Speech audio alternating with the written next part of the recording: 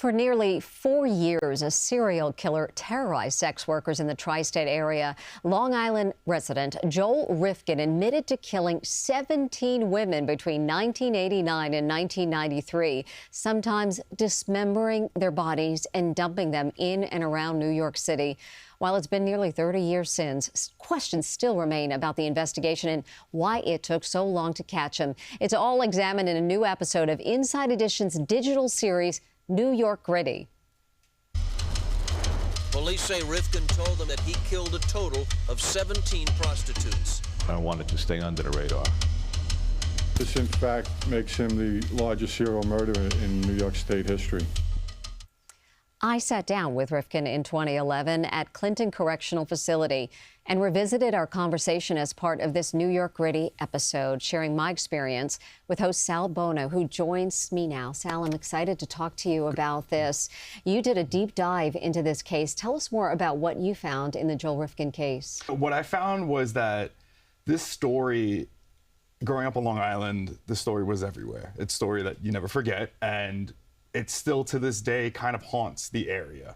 It still to this day is something that we're all kind of collectively scratching our heads. One, because of the Gilgo Beach incidents that have really resurfaced all of this, but two, it's because we still don't have answers as to why Joel Rifkin did this. In your interview with him, he still doesn't have a motive. And that to me was the most shocking part of all of this. It's, you know, there have been theories, there are experts that have come out with their own theories and reasons why, but we as the collective society don't know. And, you know, now in 2025, we still have no idea. And the families of these victims still have really no answers for these senseless and heinous acts that have occurred to them. What I found terrifying is when I asked Joel Rifkin, and he's been in jail for decades, and I asked him, if they were to let you out of jail today, would you kill again? And he paused and he said, I would like to say no, but the answer is yes.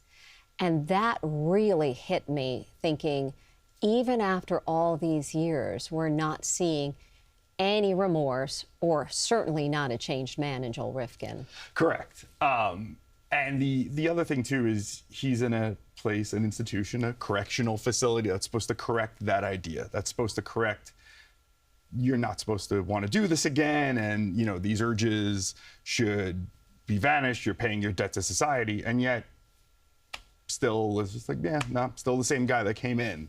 So what do we learn about that? So it opens up so many different avenues and different conversations, but it's so frightening to know that if he didn't get caught, this could have gone on so much longer. That's what I wanted to ask you. It was 4 years, 17 women.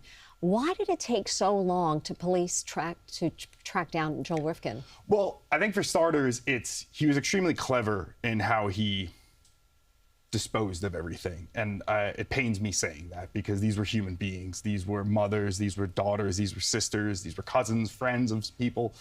And he just discarded them like they were trash. And he put them in different areas, whether it was New Jersey or Westchester or different boroughs, parts of Long Island. And he knew at the time technology was on his side, because technology was so not advanced as it was now. He knew that the police didn't speak with one another. He knew that, okay, DNA evidence is in its infancy. They're probably not going to catch me there. If I put something in New Jersey and then someone in Brooklyn, they're not going to make a connection.